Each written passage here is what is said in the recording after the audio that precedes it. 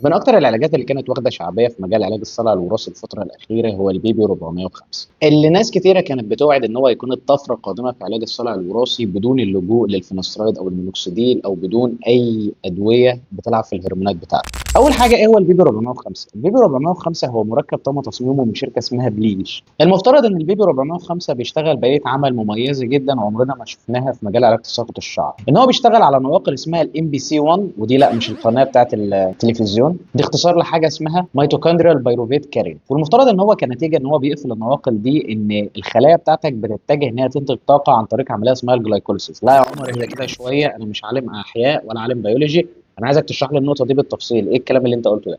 بص يا باشا، انت الخلايا بتاعتك عشان تنتج الطاقه فهي قدامها مسارين. حاجه اسمها الاكسيديتيف فوسفوريليشن، ان هي بتاخد مركبين جلوكوز او اثنين موليكيول من الجلوكوز تدخلها في عمليه تطلع منها 32 اي تي بي عشان تطلع طاقه للخلايا بتاعتك انها تقوم بوظيفتها. تمام. المفترض ان دي العمليه الاساسيه الثابته، ولكن مشكلتها انها بطيئه، يعني بتطلع ال 32 اي تي بي ده كل فتره. في عمليه تانية اسرع ولكن بتكون less efficient، يعني ما هياش الكفاءه بتاعتها مقارنه بيها، اسمها الجلايكوليسيس. الجلايكوليسيس دي بتاخد اتنين جلوكوز تطلع منهم 4 اي تي بي، ولكن بتطلعهم بسرعه عاليه جدا. ولكن الميزه فيها زي ما انا قلت ان هي بتطلع طاقه بمعدل سريع جدا، وفي الغالب مثلا جسمك بيتجه للجلايكوليسيس في حاله مثلا وجود ستريس عليه، انت بتتمرن مثلا بشده عاليه الكلام ده كله، فعشان يديك طاقه بصوره سريعه فهو بيتجه للمسار ده. المفترض بقى ان المركب ده لما بتستخدمه على شعرك فهو بيشفت الخلايا بتاعتك ان هي تشتغل بصوره اسرع، فبالتالي المفترض ان هي تطلع شعر جديد او ان هي تزود انقسام الخلايا الجذعيه، فبالتالي يزود من معدل انبات الشعر او نمو الشعر او يدخله في مرحله الاميج. ولحد دلوقتي الفيديو 405 الدراسات اللي اتنشرت عليه او الكلام اللي اتنشر عليه كان عباره عن بري كلينيكال ستاديز وفيس 2 كلينيكال ترايل. تعالى اكلمك على كل واحده فيهم بالتفصيل. بالنسبه بقى للبري كلينيكال ترايلز اللي هي الدراسات اللي بتتعمل قبل ما المركب يستخدم على البشر، فالدراسات دي اتعملت على هيومن سكالب سكين، يعني هم بيجيبوا جزء من فروه الراس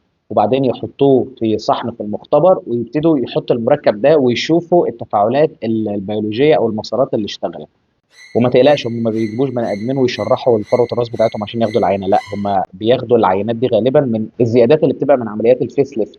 المهم ان هم لقوا لما استخدموا البيبي 405 على الخلايا دي في المختبر ان هو زود حاجه اسمها الكي اي 67، وده باختصار علامه ان الجلد اتجه ان هو يزود انقسام الخلايا الجذعيه، لان الكي اي 67 لما بيبقى عالي ده معناه ان في انقسامات خلويه سريعه. فقال لك حلو، الدواء ده ممكن يزود انقسام الخلايا الجذعيه، فبالتالي ممكن يساعد في علاج حاجه زي الصلع الوراثي او الشباب المبكر. بعدها عملوا فيس 2 كلينيكال ترايل اللي انا بسميها ان الشركه يأسة من المنتج بتاعها فبتحاول ان هي تبينه بكل الطرق الممكنه ان في نتيجه عشان المستثمرين وعشان الارباح اللي هي عايزه تحققها.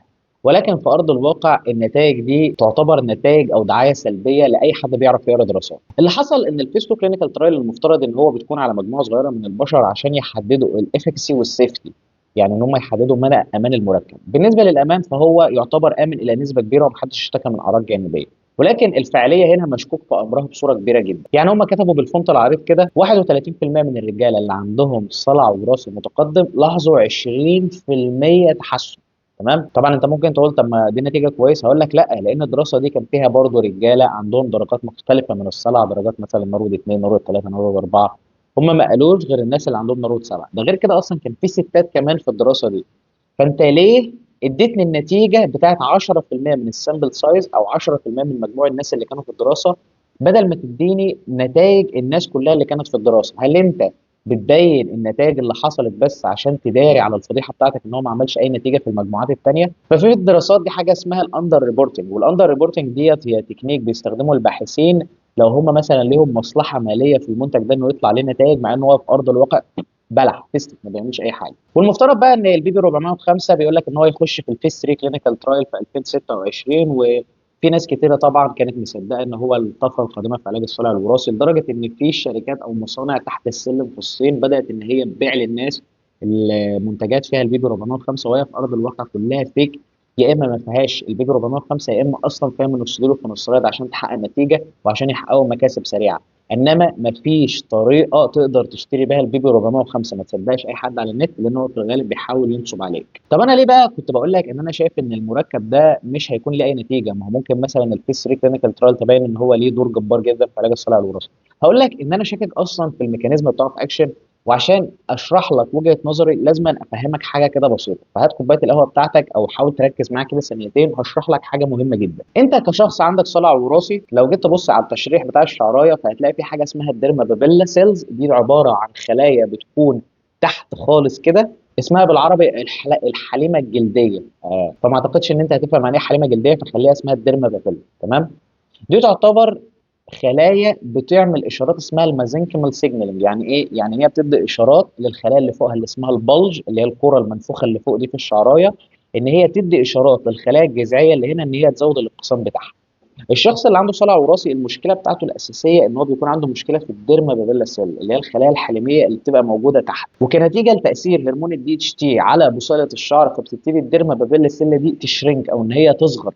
فبالتالي الاشارات اللي هي بتطلعها اللي المفترض تروح للبلج ان هو يزود الانقسامات بتاعته بتقل. ولكن المشكله هنا في مرض الصلع الوراثي مش قله الانقسامات، هي قله الاشاره بسبب ان المصنع اللي تحت حجمه بيصغر بسبب عمليه تصغير البصيله. فانت لما تيجي مثلا بدواء زي البي بي 405 تحول لي مسارات الطاقه من اللي هو الافيشنت اللي هو الاكسيديتيف فوسفوريليشن اللي بيطلع 32 اي تي بي، تطلعه لحاجه ثانيه بتطلع اي تي بي بصوره سريعه ولكن اقل، اللي هي عمليه الجلايكوليسيس.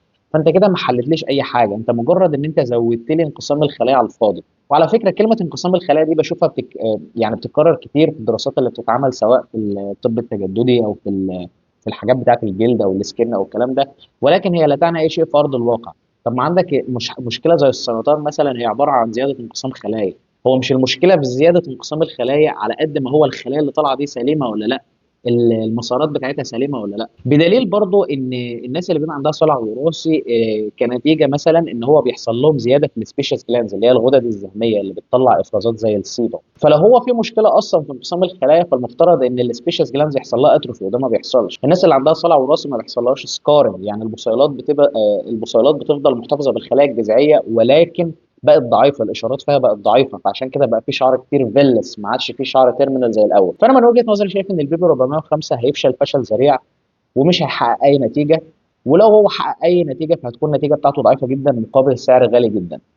وفي الغالب برضو انا شايف ان هو بعد الفيس 3 كلينيكال ترايل مش هينزلوه في السوق زيه وزي المركبات اللي انا كنت اتكلمت عليها قبل كده في القناه وانعدمت. وعلى فكره انا كنت واحد من الناس اللي اول لما سمعت عن البيبي 405 من غير ما اتعمق في الريسيرش عنه كنت شايف ان هو ممكن يكون طفره جديده في علاج الصلع الوراثي، واتحمست له لان هو كان بيشتغل بآلية عمل مختلفه. ولكن لما سرشت اكتر في الموضوع وفهمت اكتر انا عرفت ان هو في الاخر هيطلع بلح وفستك، واللي اكد لي كده الطريقه اللي الشركه دي بتطلع البيانات بتاعتها. بس كده، اتمنى الفيديو يكون عجبك. لو عندك استفسار سيبه تحت في الكومنتات، ولو حابب استشاره او متابعه الكترونيه عشان تلحق شعرك بدل ما تقعد تستنى العلاجات نازله في القريب العاجل او نازله في المستقبل او الكلام ده كله، الحق شعرك من دلوقتي وهتلاقي نتيجه جباره، وانا هساعدك في الموضوع ده. وبس كده، واشوفكم في الفيديوهات الجايه.